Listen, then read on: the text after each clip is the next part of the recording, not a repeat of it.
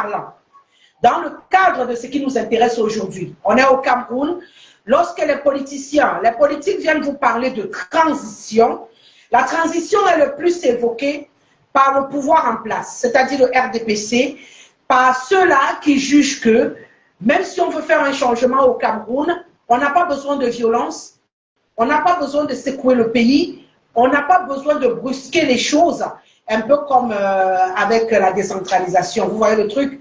C'est-à-dire, on vous dit la décentralisation se met tout doucement en marche. Parfois, vous avez l'impression que ça ne se met pas en marche. Moi, on vous dit ça va crescendo, ça se met en marche, ça finira par être totalement opérationnel. C'est exactement le principe de la transition. Ça veut dire, même si vous voulez un changement, le changement là se fera avec le parti au pouvoir, donc avec le RDPC au pouvoir, et ils vont passer peut-être de l'état actuel où les plaintes sont par milliers à un état où il y a moins de plaintes, mais avec eux. C'est ce qu'on appelle la transition. C'est-à-dire, on peut le faire en amitié, on peut décider de faire un gouvernement de transition, c'est-à-dire quelque chose qui se fait avec causerie. Il n'y a pas de brusquerie, il n'y a pas de violence, il n'y a pas d'arracher un pouvoir, il n'y a pas, non.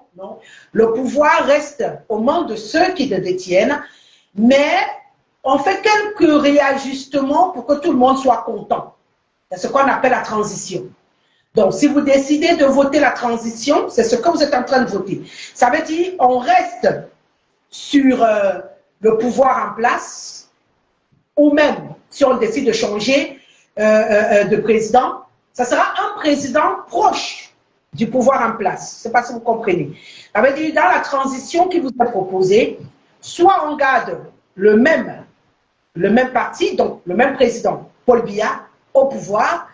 Maintenant, on réajuste 2 ou 3 trucs pour que l'opposition se sente concernée par ce qui se passe, pour que les Camerounais puissent un tout petit peu adhérer à ce qui se passe, et puis, tranquille, les choses reprennent position et on avance. C'est ce qu'on appelle la transition. C'est très important de le comprendre. La transition, ce n'est pas un changement brusque, ce n'est pas une cassure avec le système, non. La transition, c'est qu'on garde le même système qu'on a en place, d'accord? Et maintenant, qu'est-ce qu'on fait à côté? On rajoute ou on modifie quelques petits trucs pour que vous vous sentiez un peu plus à l'aise